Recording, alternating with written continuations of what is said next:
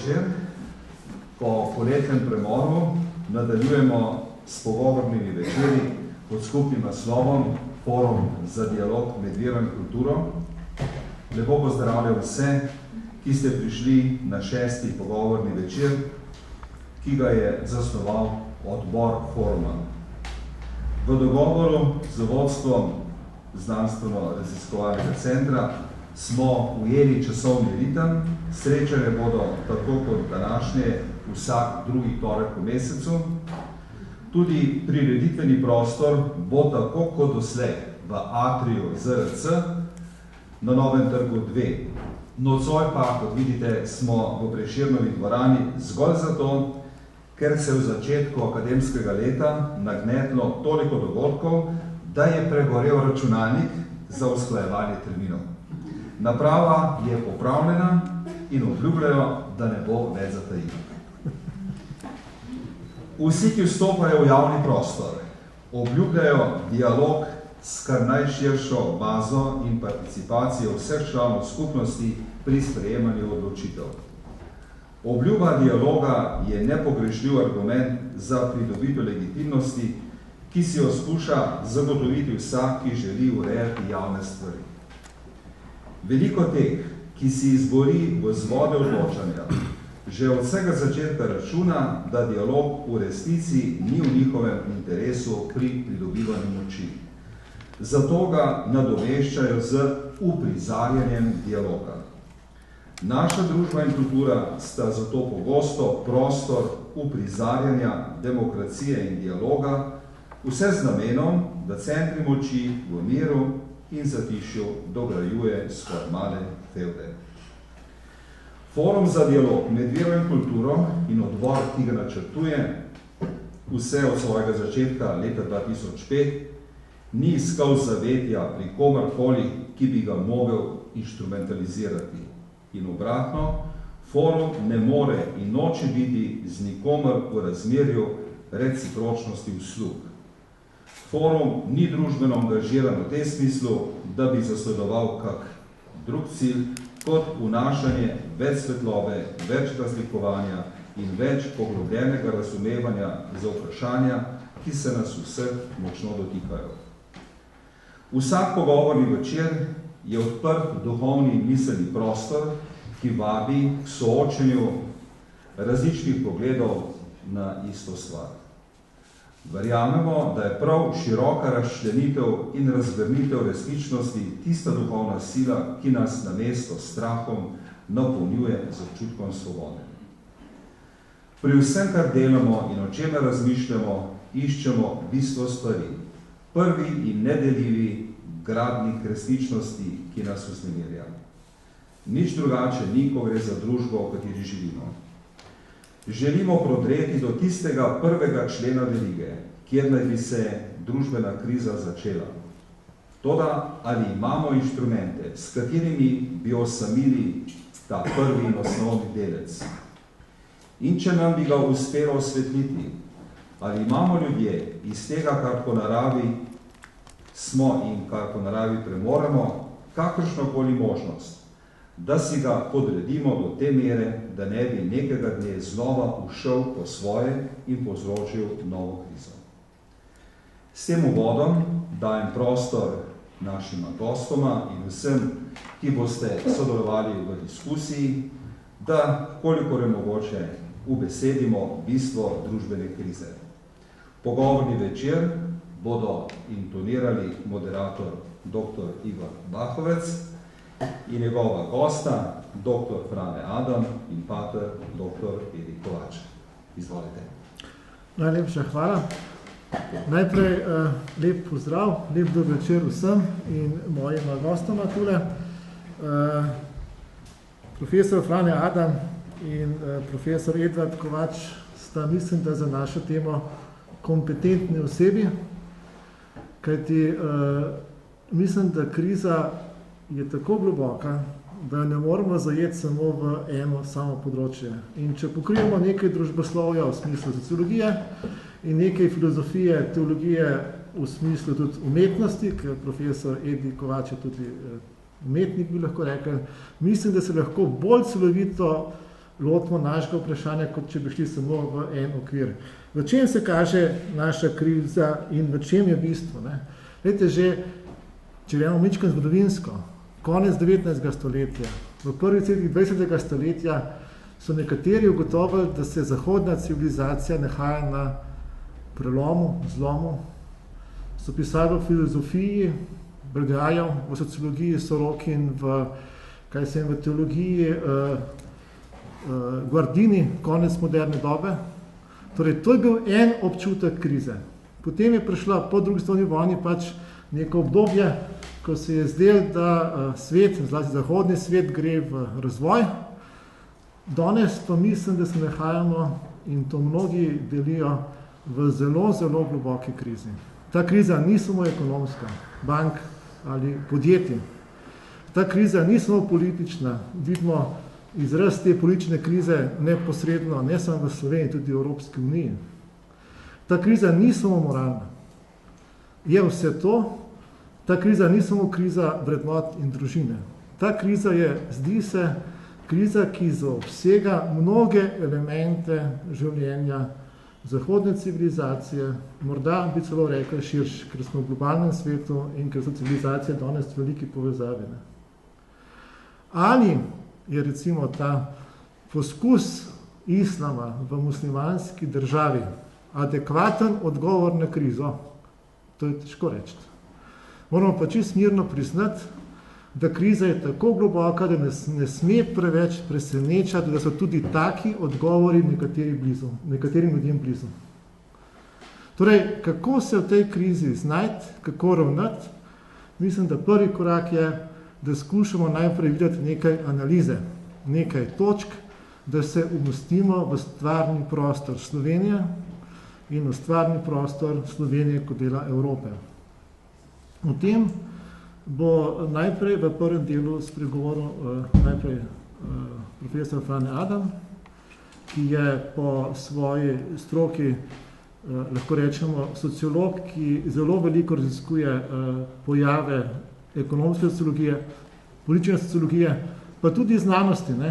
Je pa pred lani išla knjiga, v kateri so zbrane stvari, ki jih je že več let objavljal v različnih intervjujih, in to ne za, ko bi rekel, Reporter, ker je zadnji tak zelo odmeven intervju, ampak za Dnevnik, za Delo, za Poglede, za Demokracijo, za Reporter. Torej, Frane Adam je tisti sociolog, ki v slovenski družbi nekako preseka to delitev pripadništva na eno skupino. Naslov knjige je Na razpotju družbene krize, če kdo želi, jo potem odzad tudi kupi. Drugo pomembno področje Franeta Adama je pa prenos znanja, intelektualnega znanja v visokotehnološka podjetja, inovacije, tudi tukaj je ena knjiga, ki jo lahko kasneje pogledate. Torej, gre res za to, da skušamo osvetliti stvarnost našega prostora. Menim, če se zdaj obrnem k profesorju najprej Adamu, da on je dobitnik Zoisovega priznanja za družboslovje 2 leti nazaj. On je doktor tudi sociologije na Filozofski univerzi v Zagrebu, sicer je pa diplomiral iz filozofije in primerjalne književnosti. Je kot Humboldtov štipendist tudi bil kar nekaj časa v tujini, takrat v mlajših letih in tudi par let nazaj. Je bil tudi ekspertni član programskega odbora za družboslovje in humanistiko. Torej, je človek, ki je pokrival več stvari in med drugim tudi eden izmed sogovornikov pred leti, to je zdaj že 10 let nazaj, ko smo imeli predsednika, ki je vsaj skušal zaobjeti eno refleksijo o prihodnosti Slovenije. Jaz bi povabil profesor Adama, da začne, potem bomo pa prišli še k profesorju Kovaču. Kje vidite, profesor Adam, 3-4 poteze krize, v kateri je Slovenija? Seveda lahko bi odpirali stvar bolj široko, ampak če začnemo z nekaterimi potezami, da se umestimo, mogoče 5-7 minut, kot smo se pogovarjali, potem pa v dialogu še več Takoj bi vas tudi povabil, da potem po naši akademski uri, ne, tudi vi prispevate in že kaj mogoče me začrtate v pogovoru, da najdemo skupaj tudi rešitve. Prosim. Hvala za besedo in hvala tudi za predstavitev. Torej, jaz bi na začetku samo nekaj splošnih izhodišč, ki zadevajo sam pojem krize. Torej, pojem krize je nekako večznačen. Na kratko bi pač jo opredelili, recimo sociološkega vidika ali pa vidika sistemske teorije kot neko motnjo v delovanju sistema. Seveda, če se te motnje povečujejo ali eskalirajo, potem seveda pride lahko tudi do razpada sistema. Možno je pa seveda tudi krizo preobrniti v nekaj novega, v nekaj pozitivnega. Kot vemo je, Kitajci imajo za krizo v bistvu dve razlagi, tako rečem, torej dva pomena. Torej, kriza je nevarnost. Torej, kriza je nevarnost, da sistem začne kazati svoje disfunkcije, da začne nekako iti neko retrogradno pot. Je nevarnost eskalacije konfliktov, ki so v družbi, če nimamo nobenih racionalnih mehanizmov za vladovanje teh mehanizmov. Po drugi strani, se pravi, po eni strani torej nevarnost, po drugi strani pa je kriza neka nova priložnost. Se pravi, priložnost za nek nov razmislek, priložnost za osmislitev nekih novih rešitev. Tukaj se lahko recimo spomnimo tega Hölderlinovega ali potem tudi aforizma, pa tudi Heidegger, ki ga je potem tudi Heidegger uporabljal, ko je stiska največja, je rešitev najbližje. Zdaj, seveda to velja verjetno pod nekimi določenimi pogoji, pač da se zavedamo, s kakšno krizo imamo opravka in da v bistvu na nek način mobiliziramo vse svoje energije in potenciale znanja za to, da pač poiščemo neke nove rešitve. Torej, kriza je nekako, da tako rečem, dvoznačna ali večznačen pojem. Drugo, ne gre le za torej, krizo, ko govorimo o krizi, ne gre le za neko lokalno krizo, nacionalno, torej slovensko krizo. Torej, vendarle živimo v nekem širšem okolju in mi lahko govorimo o evropski krizi. Govorimo o krizi Evropske unije. Mislim, da zadnji dogodki, ki smo jih spremljali, so, bi rekel, res zelo resni simptomi, da gre nekaj narobe, tudi v evropskem okolju. In kot tretje, torej, kriza ni, bi rekel, samo neka kot je bilo že rečeno, ekonomska kriza, neka konjunkturna kriza, se pravi, da je zdaj trenutno trenutno neka recesija nastopila, pa potem, ko bomo sprejeli nekaj, bi rekel, tehničnih ukrepov, pa bo ta recesija mimo, oziroma bo tudi potem to kriza minila. Torej, to ne gre za to. Torej, kriza, ki smo jih priča, ali pa ti krizni pojavi, ki smo jim priča, torej imajo več implikacij, ki zadevajo organizacijo družbe, vlogo znanosti, ki zadevajo seveda tudi nek premislek o načinu, bi rekel, produkcije in reprodukcije ljudi in seveda po nekem smislu tudi seveda celotnega človeštva. Torej, gre za neko tudi civilizacijsko krizo. Tukaj bi seveda danes verjetno bomo bolj razpravljali, kaj pomeni kriza pri nas. Ali kako se odražajo, bi rekel, neki krizni pojavi v našem okolju. Kot iztočnico bi tukaj citiral eno misel, ki pravi takole. Na svetu obstaja kar nekaj krajev, kjer sovpadajo 3 nesrečne okoliščine, kjer ljudje ne sodelujejo, čeprav bi bilo njihovo skupno korist, kjer njihovo medsebojno tekmovanje poteka na škodljiv način in končno, kjer se odpovejo tekmovanju tudi v tistih primerih, ko bi s tem znatno pridobili. To je citat iz ene knjige italijansko-britanskega sociologa in ekonomista, ki je sicer o mafiji pisal.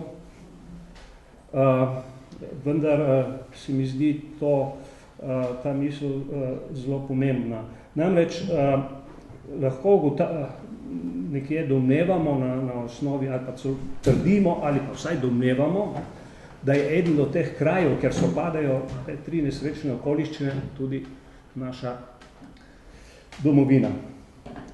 Torej, vse splošno nezaupanje, nesposobnost sodelovanja, fragmentacija družbenih energij, obenem pa močne težnje po egalitarnosti in državno-birokratski kontroli nas potiskajo v čedalje globjo družbeno krizo. To lahko pojasnimo tudi s pojavom močnih in prepletenih neformalnih omrežij, ki imajo izreden vpliv na institucije in odločanje. Ravno danes, predno sem se odpravil sem na televiziji gledal, ne vem, kjer je že kanal, torej gledal oziroma spremljal to neko novo, ko so kriminalisti neko obtožnico podali proti TEŠ 6, proti ljudem, ki so pač sodelovali pri tem projektu, ne, in naj bi pač izginilo 286 milijonov evrov.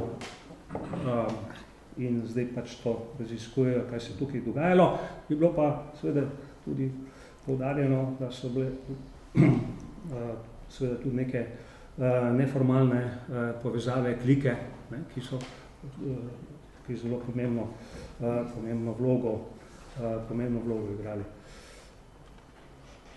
Torej, če upoštevamo te pojave in razlage, lahko sklepamo, da iz te krize ne bomo prišli samo tako zvanimi strukturnimi reformami. Te so nujne, to da nezadostne. Ekonomistično pojmovanje strukturnih reform, kot je recimo slaba banka ali potem neke druge, recimo fiskalni ukrepi, so lahko del kriznega menedžmenta, ne more pa to biti nadomestek dolgoročnejših rešitev ali strateškega menedžmenta. Tako zvana makroekonomska neravnotežja. Veste, pač to očitek tudi Brusla, da je Slovenija izpostavljena makroekonomskim neravnotežjem. Ta neravnotežja so umeščena v polje tudi družbenih neravnotežij in družbenih protislovij. Problemi so globi in niso od danes. Za majhen socialni sistem, kot je Slovenija, so lahko usodni. Nojevsko potiskanje glave v pesek ali zgolj kratkoročni krizni menedžment nas ne bo pripeljal daleč. Tako kot ne razne ideološke vrtlarije, kot jaz pravim, razglabljanja in špekulacije o koncu kapitalizma ali nekem starem, novem socialističnem sistemu, ki nas bo odrešil vseh težav. Lahko rečemo, da živimo v družbi, ki generira več konfliktov, tenzij in iritacij, kot jih je sposobna predelati. Tudi zato, ker ne deluje družbena komunikacija in samotematizacija. V tem smislu lahko govorimo o entropični in anomični družbi. Torej, en pojem je bolj iz naravoslovja, entropija, ki pomeni potratnost, visoke stroške vzdrževanja sistema in na koncu tendenco k dezintegraciji in razpadu. Anomija je tipično sociološki pojem, izvira francoskega sociologa Durkheima, pa poudarja odsotnost norm in pravne ureditve ter družbeno hipokrizijo, ali pač nove norme, stare norme ne veljajo več, novih pa ni. Torej, zgleda, da smo zelo globoko v entropiji in da so anomični in da smo v bistvu primer neke anomične družbe. Kako je do tega prišlo? Kateri procesi odločitve so generirali okoliščine, ki so nas potisnile ne samo v socialno-ekonomsko krizo, temveč so povzročile zaplete na simbolnem in vrednostnem nivoju orientacije in celo privedle do dvomov v državljansko in nacionalno identiteto. Da bi odgovorili na to vprašanje, moramo izpostaviti 3 značilnosti, ki zadevajo odnos med strateškimi skupinami ter način delovanja družbeno-ekonomske formacije, ki se je izoblikovala v procesu tranzicije.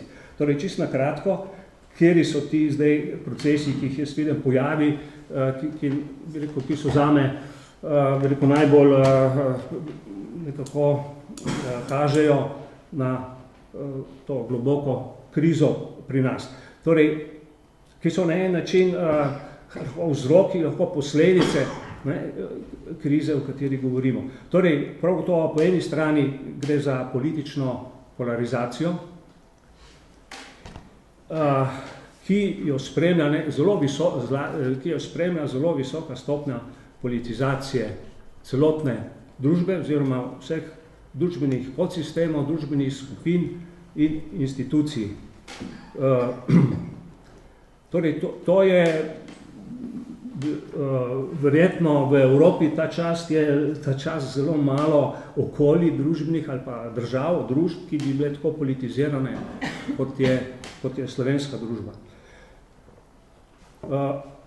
Torej, druga stvar, ki je pri nas problematična in v bistvu, ki je znak, da smo v neki globoki krizi, je neka zelo šibka komunikacija. To je bilo že prej rečeno, dialog, ki v bistvu samo navidezno se dogaja, drugače pa imamo, bi rekel, neko serijo monologov, nobenega več ne posluša,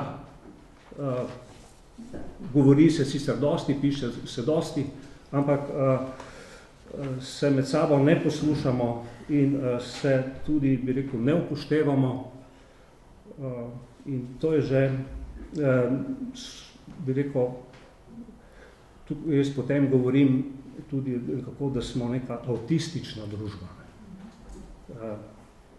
Vendar to seveda ni samo specifika, bi rekel, zdaj Slovenije, je to nek širši postmoderni fenomen. Kar je še pomembno in kaže na veliko kriznost tega našega okolja, je tudi odmik od meritokratske družbe, torej kriteriji za družbeno promocijo, za zasedanje nekih pomembnih položajev ali elitnih položajev niso, bi rekel, odvisni v pretežni meri od posameznika, njegovih zaslug, njegovega truda, njegovih kompetenc, ampak se tukaj mešajo neki drugi kriteriji, kriteriji lojalnosti, kar je seveda v tej politični ali pa, bi rekel, situaciji politiziranja, bi rekel, zelo, ki je, bi rekel, razumljivo. Torej, na zelo pomembna mesta prihajajo ljudje, ki nimajo pravih kompetenc. Mislim, da smo zdaj spremljali v živo, kaj to pomeni, in torej, mislim, da ni treba tukaj posebej komentirati. Kar je še v bistvu posebej važno za meritokratsko družbo, da v bistvu bazira na tako zvani pravični neenakosti. Mi v bistvu imamo zdaj neko vrsto nepravične enakosti. Ne? Čeprav se zavedam, da je tudi ta situacija pri nas zelo socialno-ekonomska, zelo ambivalentna in je treba pač posebej nekako pristopiti in posebej jo obdelati. Se pravi, tukaj je, če to seveda pridemo na vrednote in na etiko, je seveda tukaj važna poklicna, profesionalna etika. Jaz sem zelo skeptičen do moraliziranja in tako naprej, do tez, češ, da nimamo etike, da nimamo več moralnih kriterijev in tako naprej. Torej, tega sem skeptičen. Torej, treba si postaviti bolj skromne cilje. Ne? In en tak skromni cilj je to, da se uveljavi poklicna, profesionalna etika. In to je, kar je v povezavi z tem konceptom tako zvane meritokratske družbe. No in kar je še pomembno, torej, da živimo, oziroma da smo se nekako prebudili v nekem tipu kapitalizma, ki ni neoliberalni, kot pravijo mnogi na levici, ni to neoliberalni kapitalizem, ampak je to državno-birokratski kapitalizem. Torej, in seveda celo vrsto implikacij, ki pač iz tega izhajajo, tudi elementi korporativizma, sindikalizma in to, kar je recimo pred dnevi izjavil en od menadžerjev, Marjan Batagel, da smo vsi talci sindikatov. In tukaj je tudi ena zelo velika, čeprav imamo seveda pri nas tudi neko tajkunstvo in tako naprej, ampak to je vse povezano ravno s tem tipom kapitalizma. In je v bistvu nasledek nekega procesa menadžerskega prevzema, poskusa prevzema podjetij. Torej, to bi rekel, da je, kar bi zdaj na začetku izpostavil, torej ta izhodišča, potem bi pa poskušal pozneje, seveda, kako bi malo spregovoriti o tem, kakšne so možnosti, da se izkopljemo iz te krize, kakšne so, kako lahko, bi rekel, osmislimo neke rešitve, ki bi jih lahko uporabili v tem našem primeru oziroma situaciji. Hvala. Zdaj profesor Adam mi je še odvzel, ko bi rekel, več podvprašanj glede tega. Tako da prvi del, kar nadaljujemo zdaj pri profesor Kovačev. Zdaj, profesor Kovačev najbrž ni treba prav zelo predstavljati, ampak vendarle, ne. Najprej se moram upravičiti. Profesor Adam je profesor predava na FDV-ju kvalitativne metode, sicer je pa večinski del kot raziskovalec na Inštitutu za strateške in razvojne analize, za razvojne in strateške analize. Toliko, da tudi veste malo umeščenost, ki je. In mislim, da prav ta skromna inštitucija en svoj delež da, v tem smislu, ker so tudi večino te knjige išle v okviru te založbe tega inštituta. Zdaj se pa obrnemo še k drugemu delu krize. Sicer vsak izmed sogovornikov je prosto dobil na začetku, da sam opredeli, katere vidike vidi najbolj. Ampak vendarle, profesor Kovač, poznate ga, poleg predavatelja na teološki, filozofski in zdravstveni fakulteti, tudi predava etiko, estetiko in hermeneutiko v Toulouseu v Franciji. Torej, Edi Kovač živi dejansko med Francijo, ki je center Evrope, in Slovenijo, in mislim, da bo tudi nekaj o tem povedal. Je strokovnjak za etiko, zlasti za Levinasovo etiko, in se je napajal pri Emanuelu, poleg Emanuela tudi pri Martinu Bubru, krščanskem eksistencializmu, Gabrielu Marcelu, ne? In tudi temu, kar rečemo francoska nova teologija, ki je bila zelo pomembna, da je prišlo do preobrata znotraj krščanstva z drugim Vatikanskim koncilom. Ne.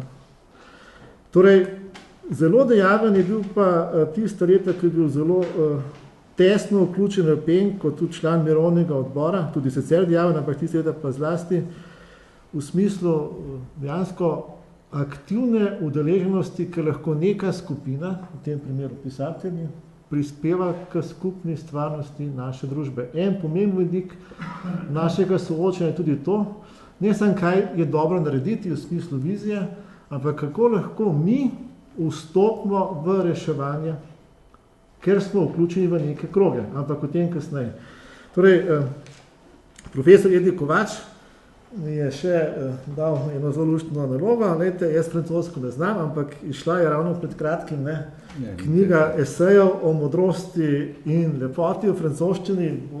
Boste povedali, kako je naslov v francoščini, ker ne nazadnje vsak, ki živi v nekem prostoru, je dobro, da prostor nekaj da. In bi ga povabil, da spregovori o krizi, tudi na način, umetnost je ponavadi poleg družboslovja tista stvar, ki najbolj močno zazna krizo. In mnogi pisatelji so jo prej in bolje. No, besedo ima Edi Kovač. Ja. Lepa hvala za to prijazno predstavitev, dragi kolega, tudi tebi lepa hvala za to pretanjeno analizo. Jaz bom bolj govoril nekakor raziskovalec, poznavalec družbe, ampak s svojimi golimi rokami razuma ali besede. Kaj želim povedati? Seveda, doktor Igor Bahovec je povedal, da se pa stvari prepletajo, neka je znanost, ki je usupljiva, kar nam marsikaj razkriva. Druga je seveda filozofski premislek, tretja pa gotovo umetnost. In že filozof Martin Heidegger je dejal, da so velike resnice najprej razodete v obliki idej v literaturi in filozofi gredo k visoki literaturi, k poeziji, k izjemnim romanom in potem tam najdejo ideje in iz njih naredijo koncepte ali pojme. Se pravi, da ta visoka literatura je še vedno pomembna tudi za nas in vanjo lahko vključujemo ne samo sodobni roman, ampak tudi tradicionalno kulturo in zakaj ne. To so modrostne knjige z veliko pisano, svete knjige in pa seveda tudi samo mitologijo. No, ampak tukaj bi predvsem prednost bom pokazal, kje se lahko danes navdihuje filozofija ali filozofska etika v literaturi. Se mi zdi zelo pomembno, da odgovorim na vprašanje. Zdaj, vi veste, da našega Igorja Bahovca zelo spoštujem in če me nekaj vprašal in dal domačo nalogo, sem pač razmislil o bistvu te krize in kako bi rekel, kaj je bistvo. Se mi zdi, da je bistvo zelo preprosto in hkrati strašno resno. Da ne smemo zdaj reči, vedno smo bili v krizi, vedno nekaj ni šlo, vedno smo se prenavljali. Enostavno moramo priznati, da današnji civilizacijski trenutek pozna krizo do te mere, ki jo človeštvo še ni poznalo. Pa mislim, da ne pretiravam, kajti zakaj gre? Gre za to, da nikoli človeška civilizacija ni zgolj temeljila ali pa predvsem temeljila na ekonomiji. Se pravi, da svetost ekonomije ali gospodarstva, spoštljivost nikoli ni bila tako močna.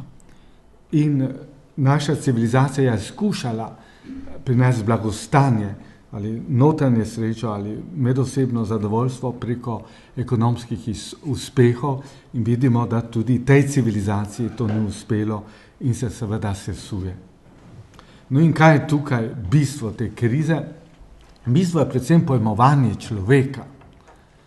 Poglejte, še vedno se je sovjetski sistem sesul, so bili odlični analitiki, kot profesor France Buča in drugi, ki so pokazali, da ta sistem je ekonomsko nevzdržen. Ne? Se pravi, ne bo šel naprej. Tudi danes vidimo, da pač ta sistem tudi ekonomsko ne bo vzdržal, ker je pač preveč samozadosten. Ampak sam zagovarjam tezo, da ta ekonomski neuspeh ali ekonomski finančni krah je samo posledica neke globje krize, in sicer je to kriza pojmovanja človeka. Človek ni samo homo economicus, ampak je še veliko več. Ima, kot personalist pravim, ima nešteto dimenzij, in tudi te dimenzije je potrebno vzeti zares. Ampak vidite, zdaj smo pred skušnjavo in rečemo, pa pojdimo v ta predmoderni svet, ali pa pojdimo k renesansi, ker je človek bil strašno ustvarjalen. Tukaj vidim nekega drugega Igorja, ki je specialist za renesanso, najbrž nam bo kaj še tudi on povedal. Ampak imam občutek, da tudi ta renesančni model človeka, novodobnega, optimističnega, ne gre, da je stopil v krizo. Kajti, kaj pa je človek? Lahko rečem, človek je telesno, umno in tako bitje v vseh dimenzijah, ampak žal nisem jezuita, ampak moram pa zato direktno odgovoriti, kaj pa je bistvo? Katera dimenzija je tukaj bistvena, ki je v krizi? No in tukaj vidimo, da je še v renesansi je bilo dvoje opredelitev človeka. Najprej, da je človek zoon logikon, da je človek razumno bitje, živo bitje. Ja, zdaj smo v strašni krizi, kaj pa je danes biti razumen? Ta razum je v krizi. Zakaj bi ga pa spoštoval? Pa tudi večplastnost ali pa večpomenskost te razumnosti. Sami rečemo, bodi pameten, pa zamiži, pa tudi ne povej se ga po resnici in tako naprej. Poglejte, v imenu pameti ali modrosti v vsakodnevnem jeziku zagovarjamo neko ohlapno etičnost. No vidite, se pravi, da tukaj hud problem, kaj pa je razumno, kaj pa je pametno, je to zgolj tisto funkcionalno, produktivno ali samo tisto, kar je uspešno, kaj je zdaj tukaj racionalno ali pametno. In seveda o tem nekako strašno debatiramo, govorimo o funkcionalni, o pragmatični racionalnosti, govorimo tudi o temeljni umnosti in tako naprej. Se pravi, vse skupaj, ta razum je v veliki krizi, zato ni slučaj, da 100. številka revije Komunijo je dala naslov Rešimo razum. Ja. No, ampak boste rekli, kakšno od vas, poleg Igorja in mene, je tudi še hodil k veruku, in pri veruku smo se učili že to, kar kulturni ljudje poznate iz Biblije, da je človek Božja podoba. Ja, to je čudovita, lepa definicija. Ampak, vidite, če nekaj podoba, potem se pravi nekaj odsvit, nekaj, kar je izvirnik, kar je original. Ampak v današnjem trenutku originala ni tukaj. Bog je izginil. Jaz ne vem, ali sem jaz karikatura, ali sem pokveha Boga, ali sem verno odsev. Kdo mi bo povedal, da sem resnična podoba, ne pa perverznost samega Boga. Maurice Bellay napisal izjemno knjigo Perverzni Bog. No, vidite, to sta dve, bom rekel, še renesančni opredelitvi človeka, ki enostavno nam ne zadoščajo. No in seveda, nočem tukaj se ustaviti, ampak bi rad samo to dodal zdaj. Kaj pa je sedaj posledično v najhujši krizi? Mislim, da ravno to, da je človek, logikon pomeni tudi, da je človek govoreče bitje in da je človek nastal preko kulture, preko simbolov, preko besede, tudi nekje piše v prologu, v začetku je bila beseda, vidimo, da manjka absolutnost te besede. Prišli smo v krizo, da je beseda zgolj neka funkcionalnost, nek uspeh ali neko razvedrilo, ni, bom rekel, te etične zavezanosti k besedi. In ta sama beseda je, bi rekel, v hudi krizi. Kdo bo postavil temelje te besedi? Zakaj bi bila pa beseda spoštovana? Zakaj bi bila beseda prijateljstva spoštovana? Beseda, če hočete, tudi ljubezni in seveda o družbeni besedi ali politični se potem lahko samo nasmehnemo. No in vidite, za to bo šlo. A ne?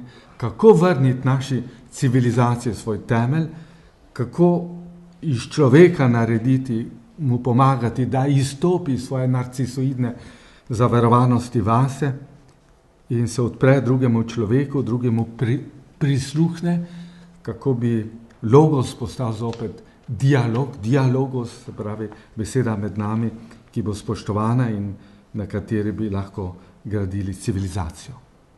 Toliko. Hvala. No, jaz bi kar takoj skušal mičkaj zaostriti, v smislu vprašanja zaostriti.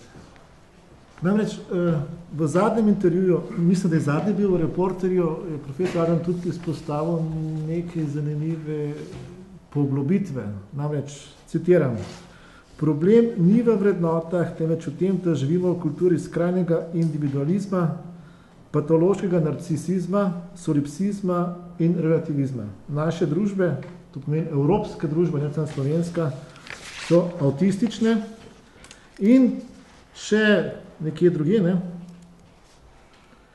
da je izjemno šibka komunikacija med znanstveniki, birokracijo, raziskovalni politiki, ideologizacijo družboslovja in komercializacijo naravoslovja. Torej, v Evropi in v Sloveniji očitno smo v krizi, ki se kaže na večjih ravneh. A bi lahko mogoče se vrnili k slovenski družbi? Zdaj imamo nekaj ponudb, ne? Imamo Cerarjevo ponudbo, nove stranke, ki so jo Slovenci sprejeli kot neko očitno opcijo, ki je dobila v demokraciji potrditev. Imamo potem ponudbe nekega novega socializma, imamo poskuse nekega liberalnega, ko bi rekel, reševanja, saj predlogi so, ne? Kako bi opredelili, ne, recimo, te poskuse, dokot sežejo in kaj pravzaprav prinašajo, ne? Videli smo že nekatere meje. Recimo pri težavah, ne samo to, ki je pa zdaj v evropskih krogih, ne, z našo kandidatko, ampak tudi v Cerarjevi stranki, ne. Kako bi postavili, recimo, nekaj točk? Potem v pogovoru bo še dokaj vprašamo, mogoče kaj specifika, ampak vendarle, dokot sežejo ponudbe, ki so trenutno v Sloveniji dane, da se vrnemo k analizi, potem pa v naslednjem krogu skušamo pogledati naprej, kaj pa mi vidimo kot možne rešitve. Torej, dokot sežejo te ponudbe, ki so dane. Lahko tudi kaj drugega, ne? Recimo, zelo pomembna stvar, ki je že dalj časa, je to, kar ste omenili, da ni komunikacije, ne? Dejansko komunikacije med ljudmi podobnih profilov, kaj šele širše družbene komunikacije, pa komunikacije znotraj sfere ni. In tudi naš poskus je ravno odgovor na to, da bi se skušalo nekako razviti neka kultura komunikacije. Ali te ponudbe omogočajo, da gremo v smeri prave komunikacije? To so pod vprašanje, ne? Potem lahko. Ja, torej, seveda tukaj je zdaj rekel, nek širši diapazon razmislekov. Mogoče dve, tri stvari v tem kontekstu. No? Torej, moje opažanje in glede na to, da sem, kako bi rekel, spada v starejšo generacijo, ne, in se spomnim, pač, kako je bilo pred 10 leti ali 15 ali 20 leti, ne, in tako je. Potem se lahko rečem, da recimo pred 15 leti je bilo prav gotovo več debate, je bilo več dialoga, je bilo več polemike, ne, so bile določene teme, ki so izvale neko javno pozornost in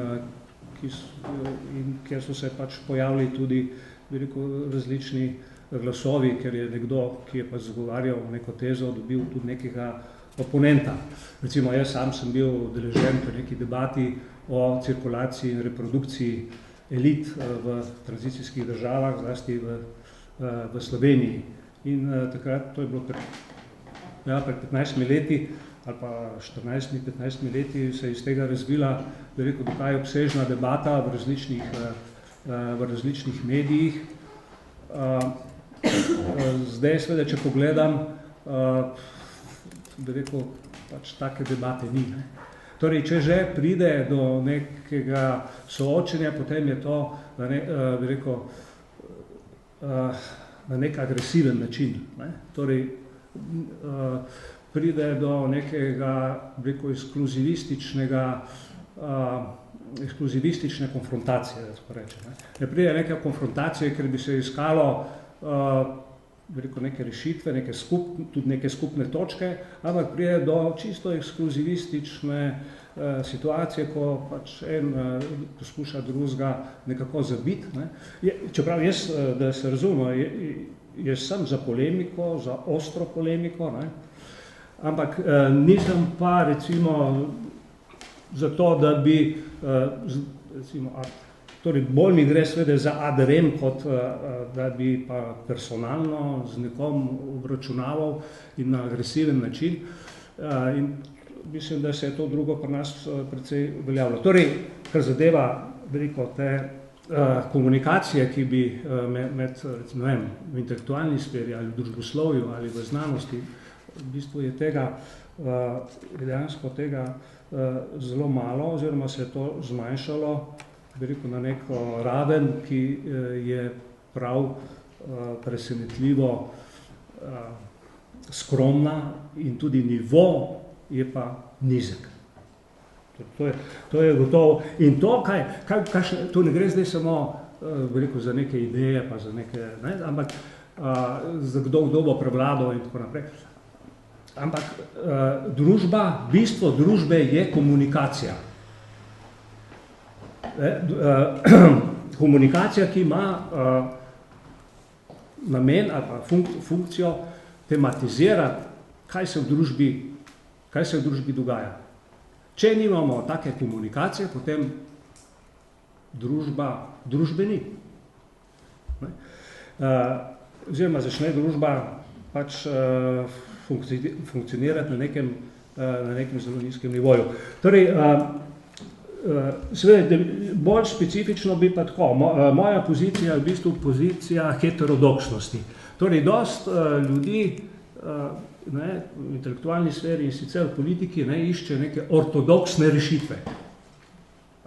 Bodi si, da je to liberalne ali neoliberalne rešitve, bodi si, da so to neke radikalne, socialne ali socialistične rešitve ali recimo v tem smislu, pač ko bo konc kapitalizma, pač se bomo rešili vseh nadlog in krize, kar je seveda zelo naivna pozicija. Torej, moj pristop je v bistvu heterodoksen. Seveda ne v tem smislu, da bi pa zdaj poljubno zbiral razne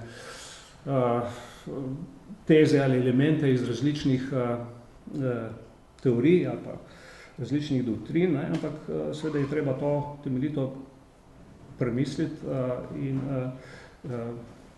je treba iz tega narediti pač neko nek prepričljiv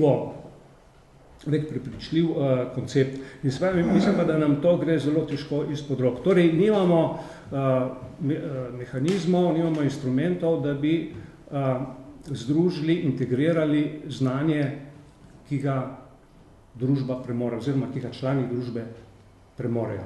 Mi enostavno ogromno ljudi jim ne damo besede ali jih potiskamo na obrobje, k temu seveda prispevajo tudi mediji,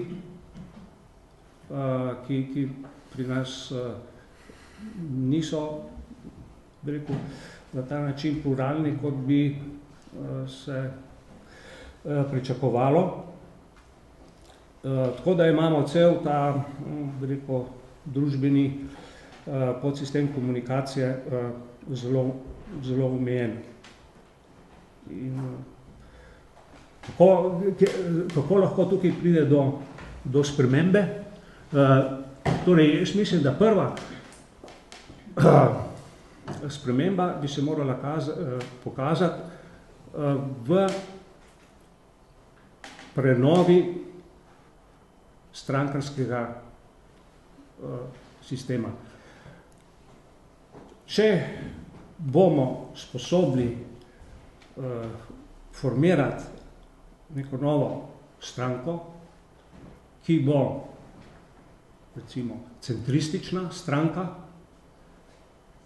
potem imamo šanse, da se izbijemo iz te krize.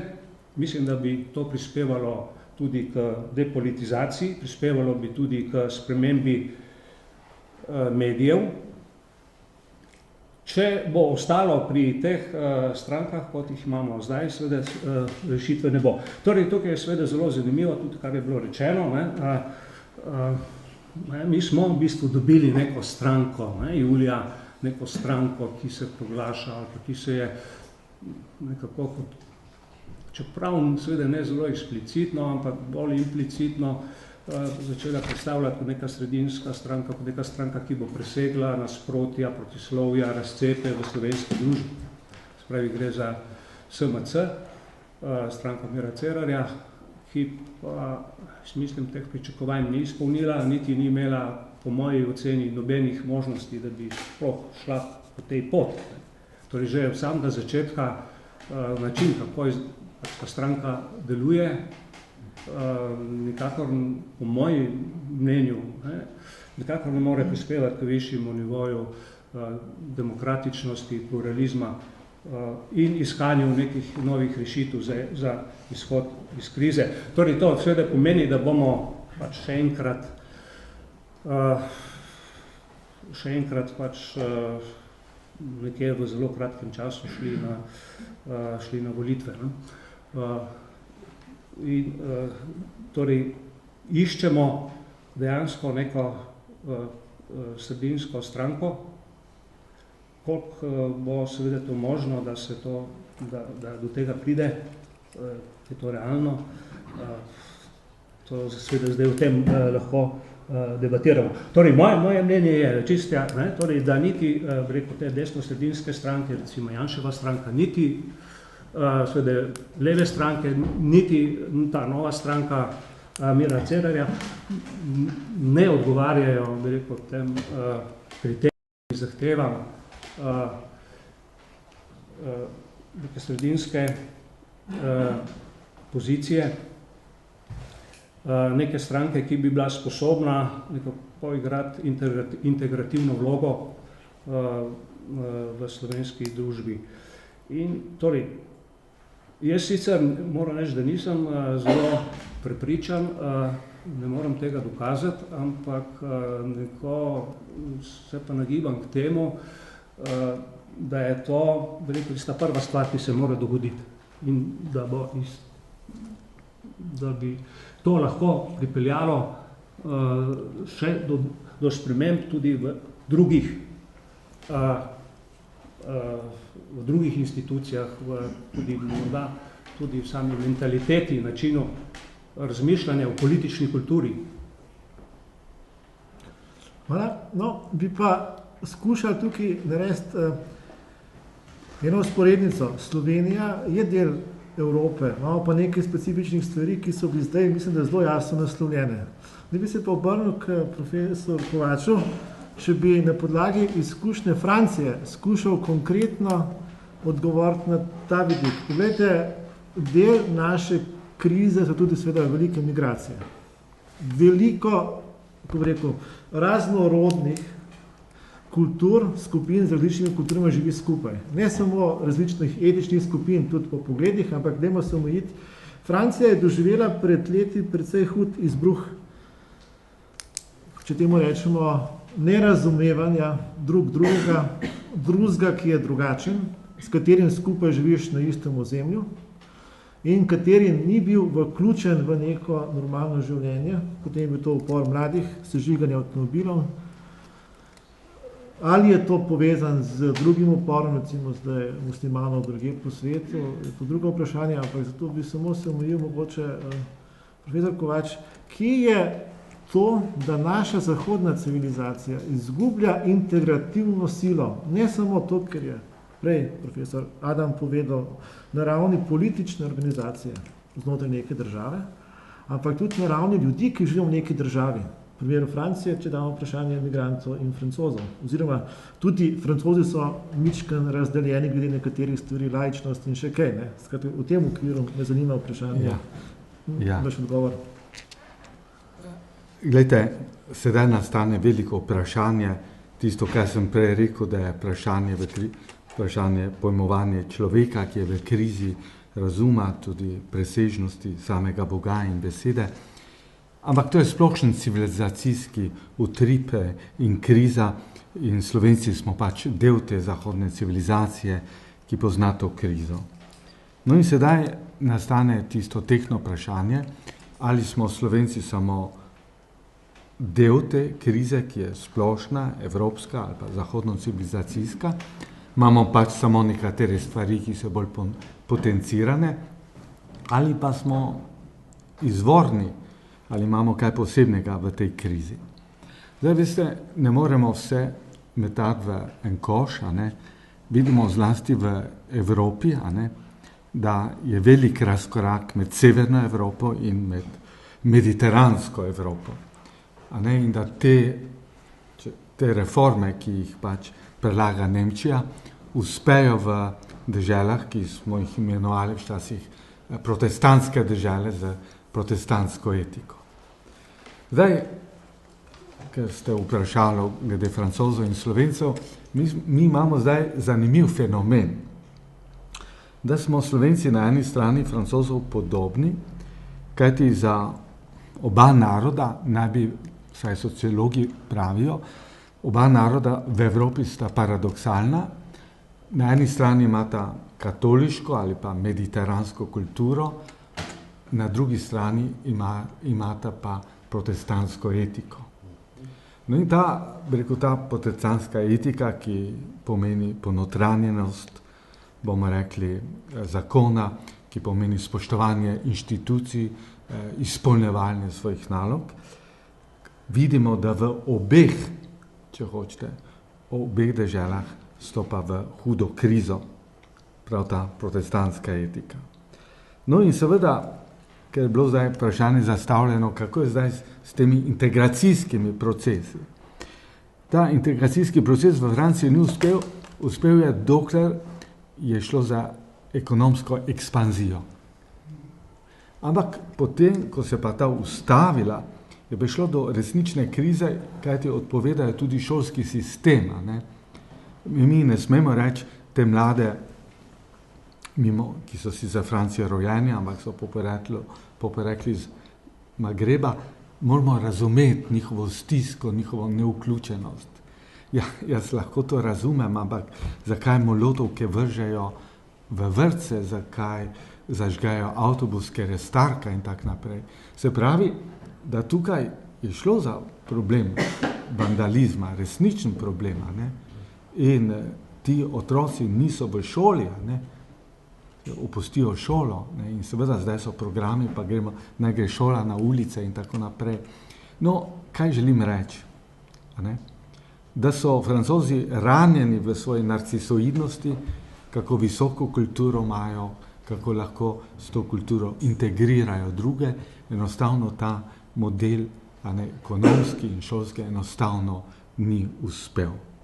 No, rekel, mi nismo imeli tako močan priliv teh prišlekov ali pa ne iz tako nesorodnih, bi rekli, kulturnih območij, zato enostavno tega problema nimamo.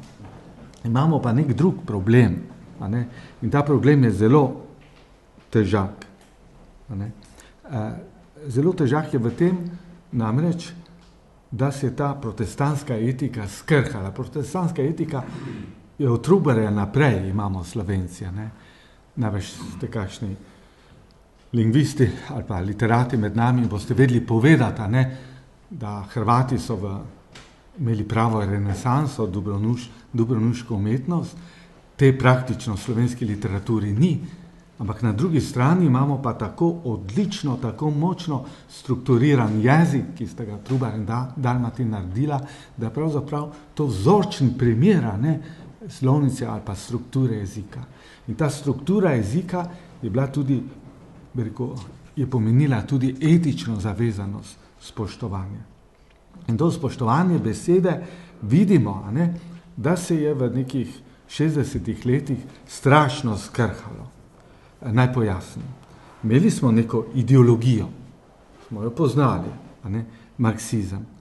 Ampak vidite, ta ideologija, tukaj bom navajal Slavoj Žižka, saj v tem pogledu se strinjam popolnoma z njim, pravi, v to ideologijo nihče ne verjame. In tej ideologiji so najbolj nevarni tisti, ki vanjo verjamejo. Ne? Se pravi, ker jo hoče uresničiti. Vse ostalo, veste, smo prišli v paradoks, imeli smo socialistični, marksistični sistem, razvili smo pa tipično pragmatično mentaliteto uspešnosti, ki je pa značilna za anglosaksonski svet. Na to je že Trstenjak opozarjal, kako sta si sovjetski in ameriški sistem v nekem smislu strašno podobna.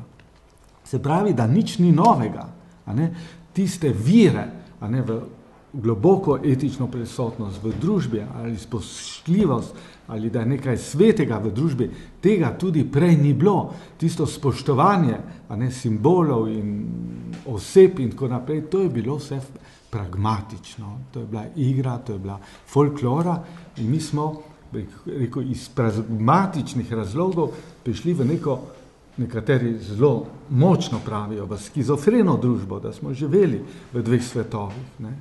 In seveda, če gledamo ostale režime, ki so bili pa sovjetski in še hujši, kdo je bil najbolj tisti, ki je razbil to monolitnost ali pa ta sistem? Tisti, ki so začeli besedi vrniti pomen, ki so začeli spoštovati in so začeli izgovarjati v njenem dostojanstvu. Katera knjiga je bila najbolj subverzivna na Poljskem? To je bila knjiga Jožefa Tischnerja in ta knjiga je bila slovar, da je razložil, kaj beseda pomeni. In to je bilo strašno nevarno. Širiti pomen, pravi pomen besede. No in v tem smislu, če hočete, moramo reči poklon, kdo je nam dal izstavo? Pisatelji, pisatelj ne more reči, da ne trpi, pesnik ne more reči, da ne hrepeni, ki so bili zavezani besedi in seveda se so jim pomagali pravniki, ampak vseeno naša ustava, če hočete, je nastala iz etičnega naboja. In škoda, da so potem prišle še druge primesi, da se nismo mogli v njej, bi rekel, prepoznati. No in seveda zdaj, to je prva značilnost, in da seveda ta ustava ni postala naš simbol, je nismo ponotranili, ker enostavno nismo več prakticirali te, bom rekel, protestantske etike.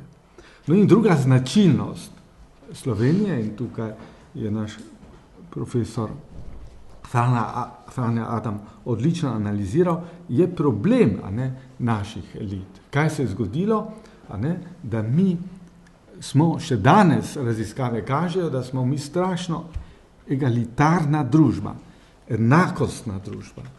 In v tem smislu nismo, ker nismo imeli svojega plemstva, nismo imeli prave aristokracije, nismo razvili, če hočete, razslojene družbe, meščanske družbe, enostavno nismo prenesli ali pa ne prenesemo neke aristokracije, duha nekoga, ki bi izstopal, in nam je ta strašno odveč, razen če je to kakšna svetniška osebnost, kot je bil v zgodovini Slomšek, če ga omenim, mogoče naš Alojzij Šuštar in tako naprej, ampak drugače mi nismo priznavali nekomu, da izstopa izmed nas. In kaj se je zdaj zgodilo? Ta težnja biti nekaj izjemnega, nekaj uspešnega, je bila potlačena in vemo, da takrat, ko je potlačeno nekaj, ko je možnost, pride v strašni, agresivni obliki na dan In to je prišlo na dan v obliki novoriš, novih bogatinov, tajkunstva in tako naprej. Ne. Se pravi, ta nezdrava ali pa nezdrava reakcija na to, da nišče ne sme izstopati ali biti izreden. Ne. No in seveda zdaj, kaj je zdaj, vidite, kot odgovor, kakšno možnost imamo Slovenci? Se mi zdi, da mi preveč prepuščamo eni ali drugi podobja, ne, ali negativni ali pozitivni podobi slovenske mentalitete. No, na eni strani vidimo, da se lahko vrnemo k spoštovanju inštitucij. Inštitucije niso spoštovane. V zgodovini so bile, ampak to niso bile naše in smo imeli nekakšen, bom rekel, fuzionistični odnos do teh inštitucij. Smo bili preveč obogljivi, preveč pridni. A ne? Smo mislili, se bomo to dobili za nagrado, ne? Koroško ali pa trilateralni sistem in tako naprej. Ampak zgodovina, kot pravimo, nas je vedno okrog prenesla za svojo obogljivost, pridnost ali ta fuzionistični odnos inštitucij ali pa ta, bom rekel, da smo iz inštitucij naredili nekaj svetega, nismo bili nikoli poplačani. No in seveda je pa še tudi drug vidik, ne, slovenstva. Ne smemo pozabiti, da naša mitološka podoba je Martin Krpan. Ne. In Martin Krpan je tisti, ki se znajde, tisti, ki inštitucijo prinaša naokrog. Ne reči, da te želje biti Martin Krpan, biti bolj domislen kot vsi drugi in cesarja in še koga ugnati v kozji rok, ne obstaja in se mi zdi, da to krpanovstvo prihaja sedaj posebej do izraza samo z eno noto. Vidite, Krpan je bil v nekem pragmatičnosti pri prodaji soli strašno uspešen, ampak takrat, ko je pa šlo za temelj, takrat, ko je šlo za res, takrat, ko se je šlo za to, a bo cesarstvo padlo ali ne, govorim simbolno, se pravi brdavstva, on reši temelj državnosti, reši temelj družbe, reši samega Dunaja zla. No in se mi zdi, na to pač, to je zdaj odsotno, se pravi, vse te pragmatične stvari bomo mi uredili, ampak moramo pa definirati, opredeliti, kaj pa je v naši družbi svetega, kaj se pa ne počne oziroma kaj se pa mora početi. Ne more biti vse na isti ravni. No in če bi to uspeli z nekim forumom, nekim konsenzom doseči, kaj so pa res tiste temeljne vrednote, ki jih bomo v šoli, v družinah posod prepostavljali ali uveljavljali, potem mislim, da bi lahko tudi gradili uspešno neko družbo, pa naj bo pridna, fuzionistična ali pa krpanovska.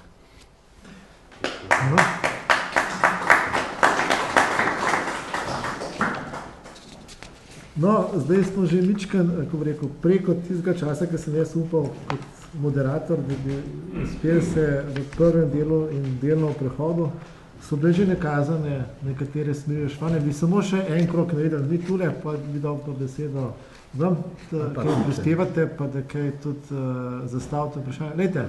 Bova obljubiva, da bova kratka, ne še bova strašno kratka. Mogoče bi publiki dali besedo. No, prav, potem pa bom jaz kasneje imel vprašanje, pa dam najprej besedo publiki, bi edino to pozoril. Poglejte, takrat, kaj kriza, je treba ponovno odgovoriti na temeljno vprašanje. Kaj nam je skupno? To je rekel recimo Bergoglio kot argentinski nadškof v času Argentine, ki je imela zelo specifično krizo. Kaj nam je skupno? Potem tukaj imamo ustanovnega očeta Evrope, Roberta Schumana, ki ga, milo rečen, v naših šolah, ne vem, če ga omenijo, ker pomeni, da Evropa je v krizi, tudi zato, ker Amerika je manj v krizi, ker ima vsaj svoje ustanovne očete, mi jih pa nekako niti ne želimo. In Schuman med drugim pravi, tisto, od česar smo se poslovili, prej kot vojaško zavezništvo ali gospodarska entiteta, mora biti Evropa kulturna skupnost v najbolj vzvišenem pomenu te besede. Kulturna skupnost v tem smislu, prav v slovarskem smislu, kaj to je. Mi smo to skupaj, mislim, da naša Evropa je birokratsko, pragmatična. da ne rečemo še kaj hujš. In tudi demokracija, kot je Schuman razmišljal na koncu, demokratična država naj bi bila, oziroma je v službi naroda.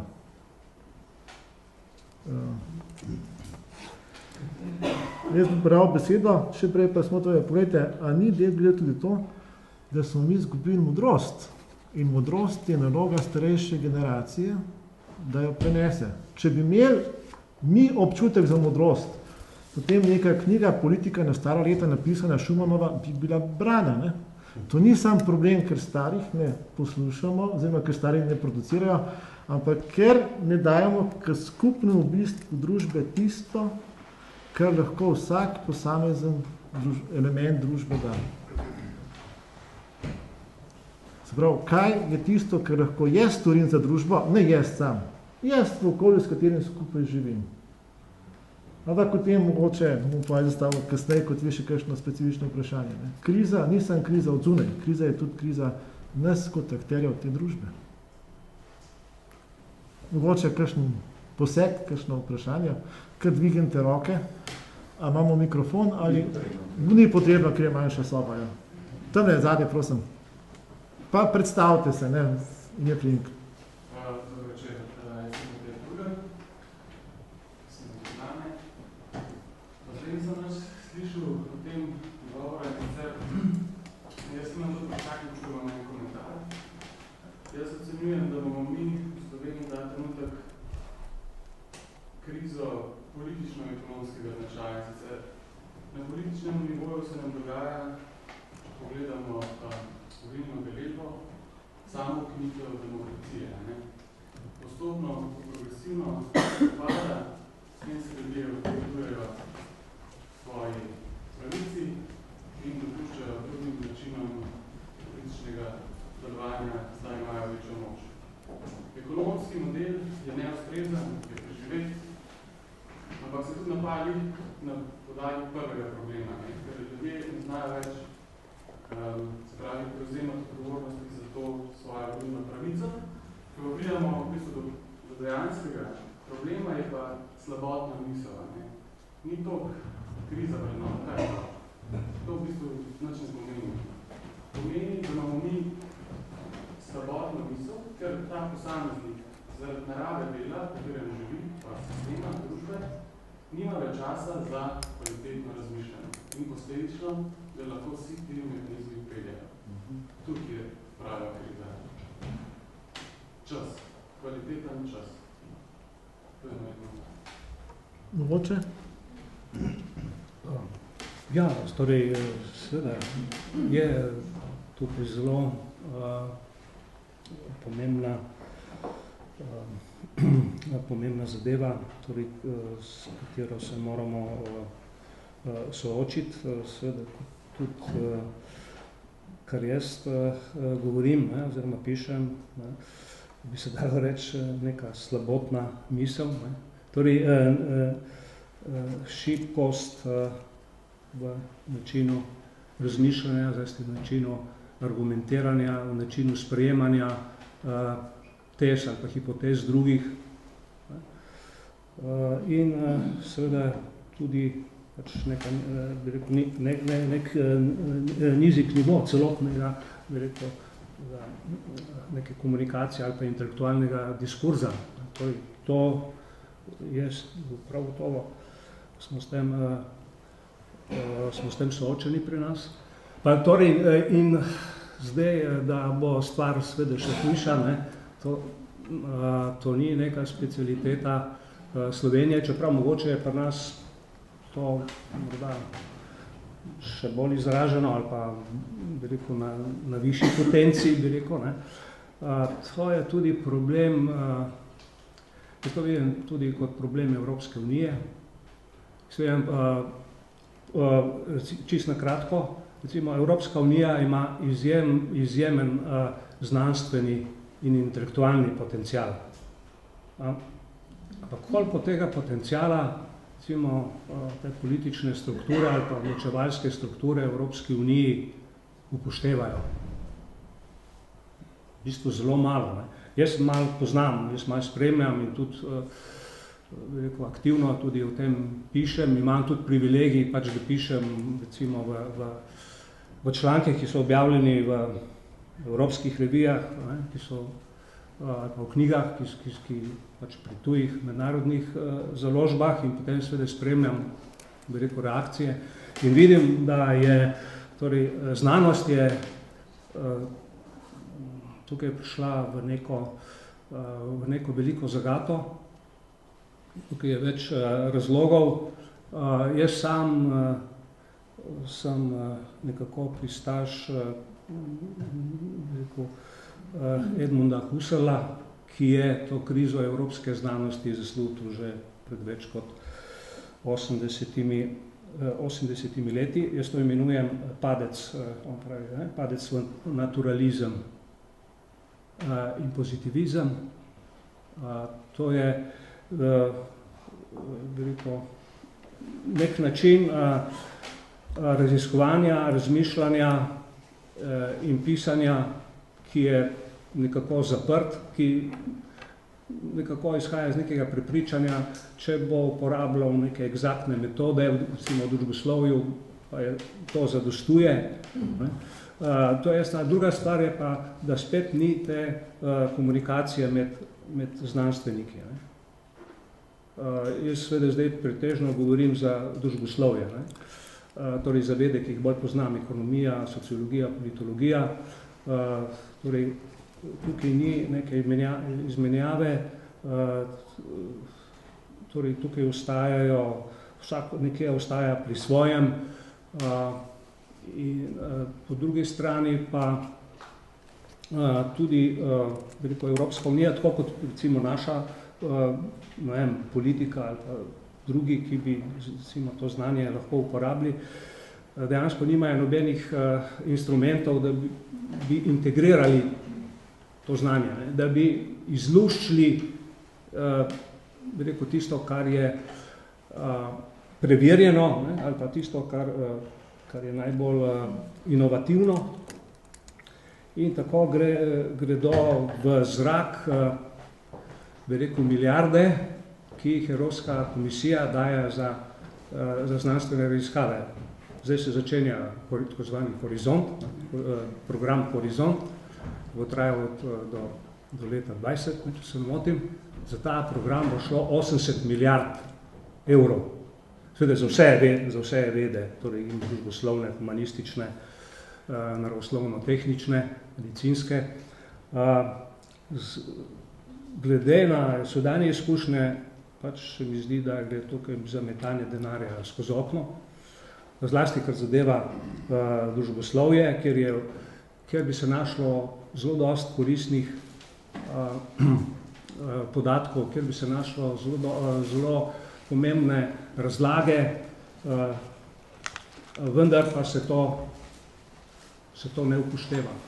To enostavno ni nekaj, s čimer bi se uradniki v Bruslu ukvarjali. Ne? In imamo, kot je bilo že rečeno, pač problem vladavine birokracije, o čemer je v sociologiji to poznamo od Maxa Webra naprej. Ne?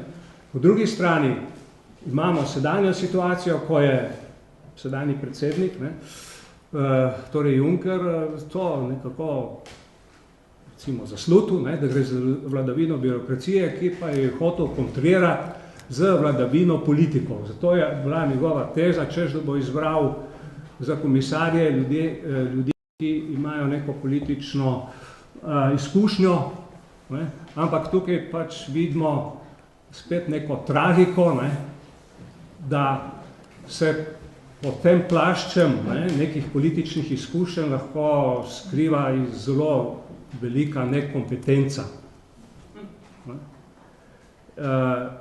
In tukaj je dejansko, jaz vidim, bi rekel, to, kar se dogaja zdaj v Evropski uniji, Evropski komisiji, da bo to v naslednje mesece, bi rekel, odločilno za obstoj Evropske unije.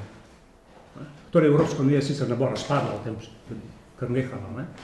Ampak bo v bistvu regresirala na najnižji možni nivo v naslednjih letih če, rekel, v kratkem ne bo prišlo do nekega preobrata. In nek preobrat bi seveda se moral zgoditi tako, da bi pač upoštevali in vključevali v te ukrepe, odločanje in tako naprej to znanje, ki ga je v Evropi ogromno.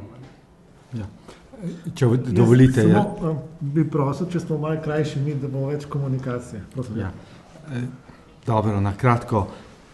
Mladi kolega, vaše vprašanje je res tehno, ne? Zakaj ljudje ne grejo na volitve, zakaj se stvar ne zanimajo, zakaj jih to ne tangira, se jih ne dotakne. No, tukaj mi prihaja na misel stavek Solženicina, ruskega pisatelja, ki je dejal, da v Sovjetski zvezi ne smeš ničesar reči, da ne bi kaj spremenil. In v Združenih državah, kjer je takrat bil, lahko rečeš karkoli, ker ne moreš ničesar spremeniti. Ne? No, v tem duhu je tudi vprašanje, če vprašamo te, zakaj niso šli voliti, a ne? Se ne bo nič spremenilo. Se pravi, da ni vere v besedo, ni vero v lastni angažma. In seveda, ampak veste, se ne konča tukaj. V Evropi, v Franciji so politiki zelo zaskrbljeni, ker je vedno kakšnih več kot 1 milijon ljudi, ki gre voliti, ampak voli blonž, se pravi belo, se vzdrži, a ne. Se pravi, oni so pokazali voljo, politično voljo, ampak nikogar med kandidati ne prepoznajo za svojega. In to je, veste, tempirana bomba teh 1 milijon ljudi, ker naenkrat lahko gre na ulice, lahko nekaj naredi. Ti imajo politično voljo in tega je politikov zelo strah, a ne? Ali res, zakaj jih nismo nagovorili, a ne? Tisti, ki ne grejo voliti, tisti jih ne motijo. Ne?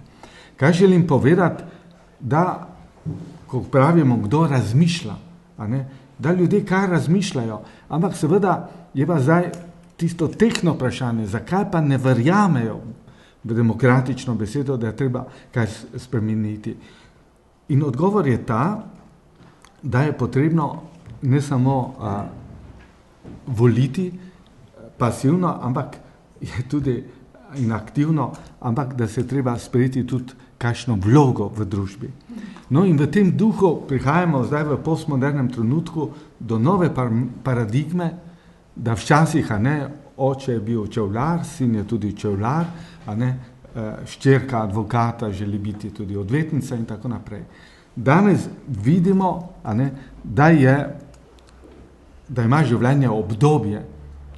In po Evropi se javljajo posamezniki, ki pokažejo, v nekem obdobju sem politik in potem nisem več.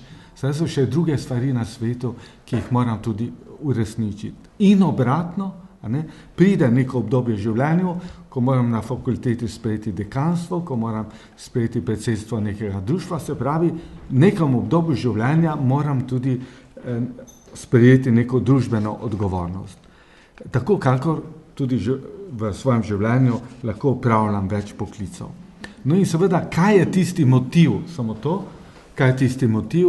Ja, motiv je pa ta, da ne gre za neko abstraktno kolektivno družbo, ampak da so to ljudje, ki imajo obraz, ki imajo imena, ki so konkretni ljudje, se pravi, da v tej množici ljudi, a ne, vidim ljudi z obrazom.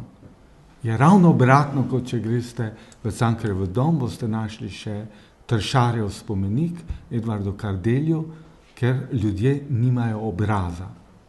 Samo on ima obličje. Vidite, se pravi, in tu je, zato gre zdaj, a ne, da tudi mi sprejmemo, da je družba ni samo družba anonimnežev, ampak vsak za svojo zgodbo in ko stopam v družbo, lahko nekaj naredim, ampak seveda to je pa proces vznemirjanja in vidimo ravno konkretno pri naši Nobelovi nagrajenki za mir, ne, šlo za konkretno osebo in ljudje se zganejo. Ne. Ni res, da smo brez morale, brez etike. Če vidimo konkretnega človeka, se tudi zganemo za družbo. Mogoče.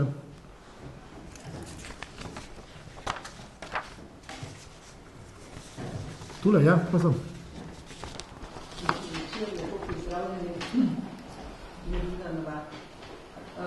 Pravkar sem prišla iz vrha gospodarstva na Brdu in ker je ravno gospod citiral gospoda Batagelija, ki jaz sem pred dobro uro se z njim pogovarjala. No in nekdo, ki je sedel zraven mene, en direktor je rekel, 5 let, če poslušamo tukaj iste govore, pa se nič ne spremeni. In ko so napisali zaključke tega posveta, ker je bilo več delavnic, so zapisali v glavnem vse tisto, kar smo mi kot stranka zapisali v naš volilni program, ki so ga mediji, gospodarstveni, ekonomisti ocenili za najboljšega. In danes sem vsaj 10-krat slišala obžalovanje strani različnih direktorjev od gospoda Bohinca in Batagela in tako naprej, da obžalujejo, da Nova Slovenija ni vlada. Pa ne želim zdaj delati tukaj volilne kampanje ali propagande za stranko, ki jo vodi, ampak hočem povedati nekaj. Da tisti ljudje, ki pravzaprav poznajo situacijo, ki so se poglobili v stvari, so vedeli, kaj je dobro in prav za Slovenijo. Žal pa, kot je prej tam gospod rekel, večina ljudi Slovenije pa zelo površno spremlja dogajanje, takoj naseda, da neki novi obrazi bodo pa takoj magično vse probleme rešili. In tukaj moram ugovarjati gospodu Adamu, ki ravno tako pravi, ena nova stranka bo pa v Sloveniji rešila vse probleme. V to novo stranko bodo ravno tako prišli Slovenci vseh koncev in ne samo nova stranka, ampak bolj temeljito bomo morali slediti, kaj neka stranka obljublja, kaj dela, kaj so njene vrednote, kako nastopa in samo nova stranka ni zame nobena rešitev, ker se bo zgodilo isto, kot se je sedaj zgodilo stranko Mira Cerarja, ki ni ne levi, ne desni, ni nič. Na koncu so pa ravno tako not ljudje srbetrov s takimi in drugačnimi izkušnjami ali pa grehi, kar se vedno bolj kaže.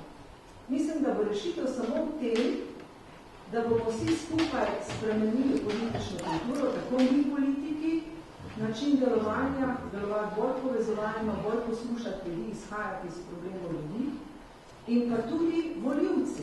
Prvič, da se tako kot ste vi rekli, v bistvu sami sebi odrekamo demokracijo, nekaj takega ste rekli, da ne gremo na volitve, da nasedamo raznim propagandam, da ne spremljamo bolj intenzivno in bolj poglobljeno dogajanja in da ne nagradimo tistih, ki so že nekaj pokazali in kaznujemo, če delajo napačno.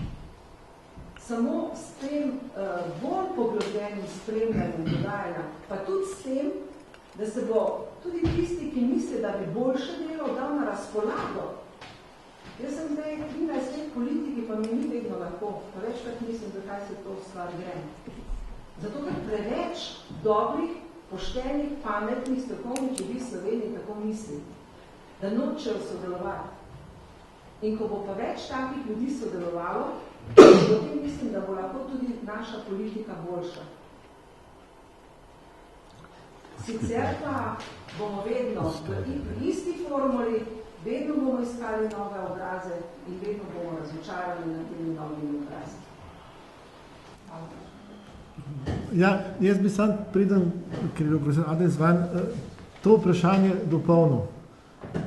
Kaj je tisto v tem smislu, ker vidimo težave za demokracijo širš kot samo za nakazanim stvarem, ki so vezane tudi na vprašanje nove stranke in na odgovornost, kar vidita oba dva, izhodišče bi prav to, ker je gospa Novakova povedala, da lahko državljani storimo in se zavežemo. Mislim, da bi malo nesporazumno, ker kolikor poznam besede profesora Adama, ni rešitev nova stranka, ker nova stranka je točno pokazal, kot je, ampak en stranka, ki drugače nastopa, to je nička nesporazuma. Ampak kaj lahko mi kot državljani v demokraciji storimo, da gremo naprej? Nenazadnje, nihče, mislim, da ne more reči tega, da demokracija ima znotraj sebe resurse, ki bodo sami od sebe privedli k rešitvi. Demokracija v bistvu rabi nekaj, kar raste v drugot, v družini, v civilni družbi, kjerkoli. Sama demokracija ni znotraj sebe dovolj močna, da bi živela. Kaj pravite v tej tezi? Mogoče najprej profesor Adam, ki ste bili neposredno izvani, potem pa v tem smislu kratko, kakšne točke. Ja. Zelo kratko, če lahko, samo kakšno točko, ja. Ne, se jaz ne bi zdaj na široko razlagal. Torej, vsekakor ne gre za to, da zdaj pridejo novi obrazi, ampak da se prenovi torej strankarska sfera, da se nekje profilira neka bolj integrativna, centristična stranka, ki bo sabo prinesla tudi neke nove ideje, nove koncepte, torej ne novih obrazov, ampak neke prepričljive ideje, neke prepričljive strategije razvoja. To je v prvi vrsti. Koliko bo seveda zdaj tukaj novih ljudi, ali koliko bo zdaj znanih ali neznanih obrazov, to se meni ne zdi zelo pomembno. Vendar pa je treba priznati, da tudi ta abstinenca na volitvah, vsesplošna nezadovoljnost, nejevoljnost, recimo, ampak to spet ni karakteristika samo našega prostora. Recimo v Nemčiji ali pa v Avstriji je en izraz Politik Verdrossenheit. Se pravi neka nejevoljnost s politiko. To že, torej, ljudje imajo, bi rekel, zadosti neke, ne morajo več nekako prenašati teh političnih nastopov, političnega diskurza in se nekako umikajo. To je splošen pojav. S tem, da so seveda gradacije. Ponekod seveda politiki poskušajo na to odgovoriti, so zaskrbljeni in poskušajo na to odgovoriti, drugod, kot pa pri nas, pa na to ni nobenega odgovora, oziroma so neki zelo hitri in nepremišljeni poizkusi, ki pa so bolj res propagandnega značaja, kot je ta nova stranka, ki smo jo pač prej omenjali.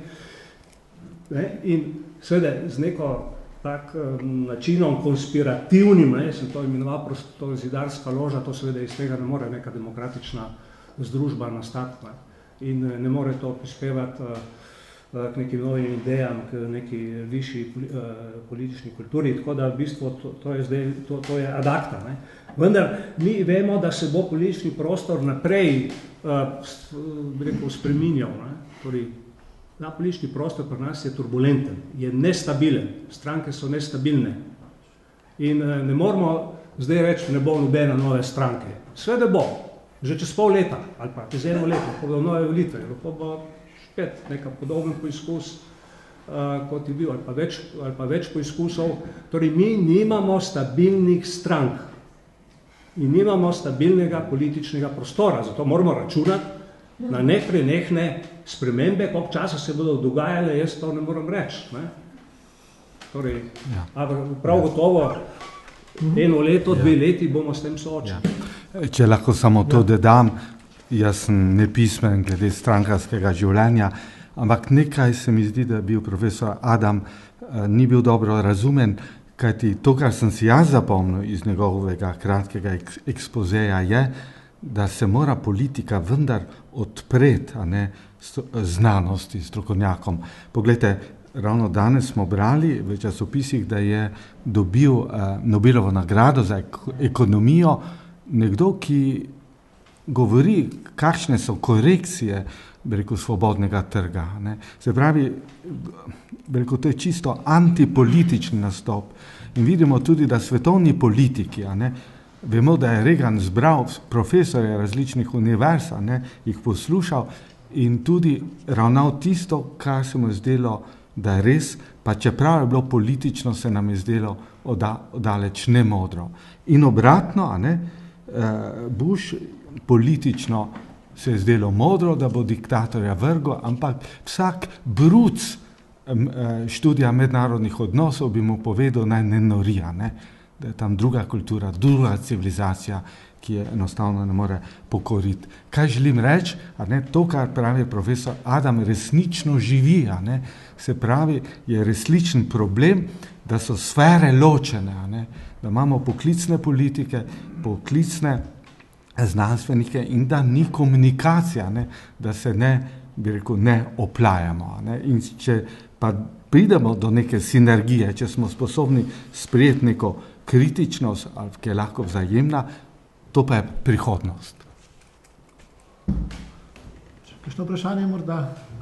Tam prosim, zadaj. Ja, tam zadaj, ja. Dobro večer, jaz sem pa Marinda Živolec. Najprej bi mogoče s konkretnim primerom dovolila gospodu Vaklo, namreč pa mogoče še gospoda Polgarja. Pri nas, v naši občini, se je zdaj zgodil velik preobrat. Za župana je kandidiral mladenič, 28-leten, ki bo vsak čas diplomiral pravo in je že od svojega 15. leta aktiven v družbi, najprej v kulturi, potem pa zadnji mandat je bil pa predsednik krajevne skupnosti. In človek je potegnil na volišča mladino. Zaupajo mu, gospa je iz iste občine in prikimala, zaupajo mu, pravzaprav vsi, zaupamo, verjamemo, ker je vedno, kadarkoli je bil, deloval povezovalno. Nikoli se ni nad nikogar postavljal. Do vsakega človeka je bil spoštljiv. In mislim, da je tukaj rešitev, vsak mora biti do vsakega človeka spoštljiv. Potem bomo pa hitro ven, ker kriza se ne bo reševala od zgoraj na vzdolj.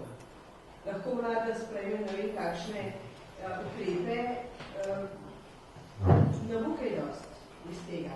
Kriza se rešuje od spodaj na vzdolj in seveda jo mora vsak začeti pri sebi reševati. Vsak posebej, vsak zase se mora odločiti, da bo pošten, da bo spoštljiv, da bo deloven, da bo tako, kot je bilo tudi rečeno v današnjem večeru, da vsak mora pomisliti, kaj lahko sam naredi za družbo. Potem pa mislim, da nismo več daleč v rešitvi.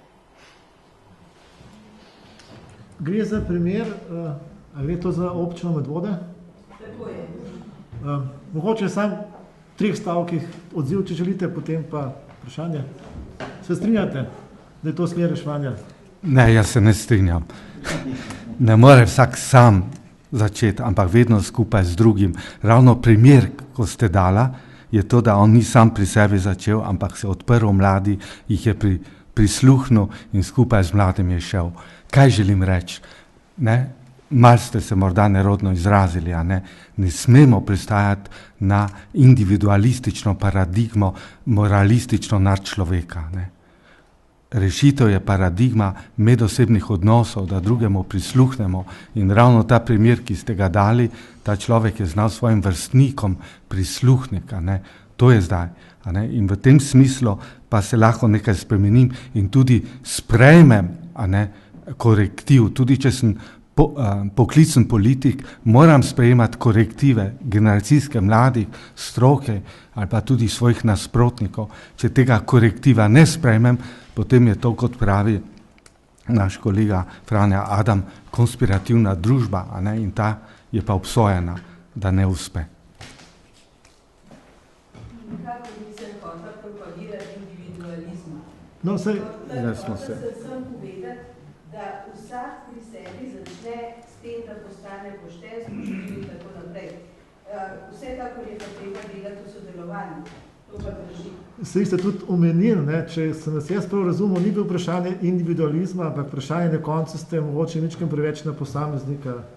Ta človek, če jaz prav vas razumem, je uspel, ker je bil umeščen v tisto okolje, kjer živi in ker so ga ljudje sprejeli. Je pa zavzel osebno odgovornost. Tako je. Morda še kdo, prosim? Ja, potem pa vi in vi, ja.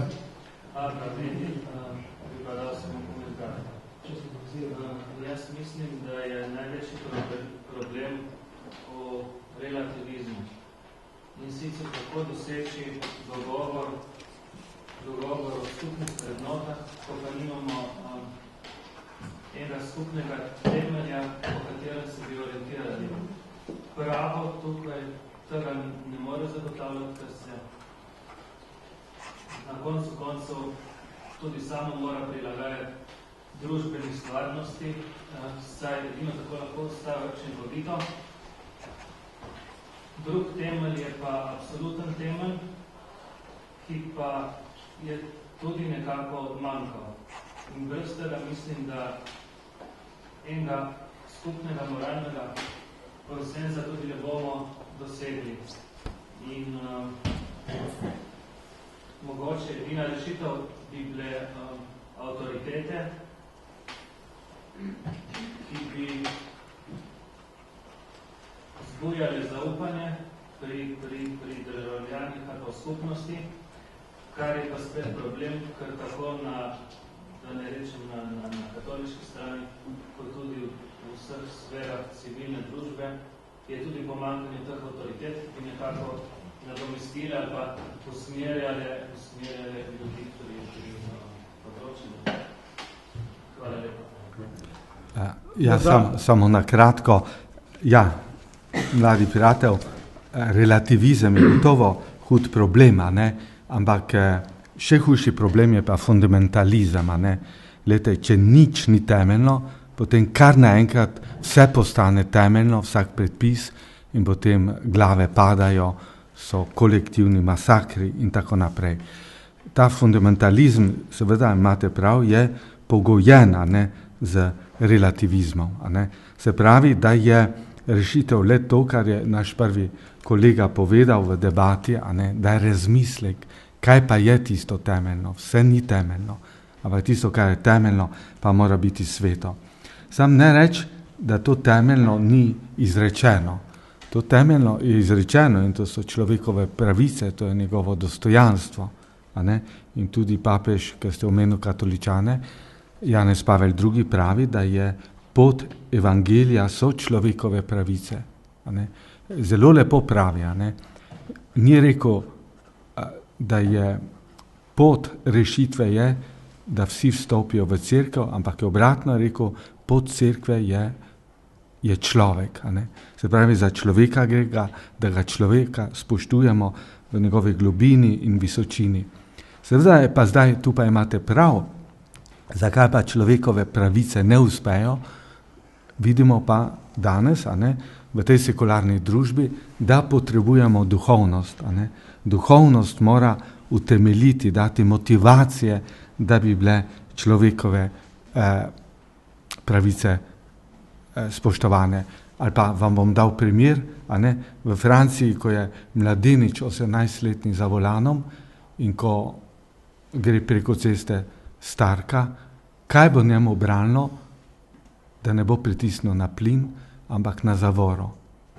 To, da se bo spomnil, da živi v republiki, to, da se bo spomnil, da živi v demokraciji, to, da se bo spomnil, da obstajajo človekove pravice, se pravi, mora biti tudi, imate prav, če ste to hoteli nakazati, mora biti tudi v temeljni etiki transcendenca. Imamo tukaj zdaj avtorje, kot je minister Luc Ferry, kot je filozof Sponville, ki se imata za nevernega. Za neverna pa vendar pravita, da za absolutno etičnost je potrebna transcendenca, odpiranje v nekaj presežnega. In tukaj smo pred civilizacijskim, s tem velikim izzivom, kako v tej sekularni družbi utemeljiti nekaj absolutnega.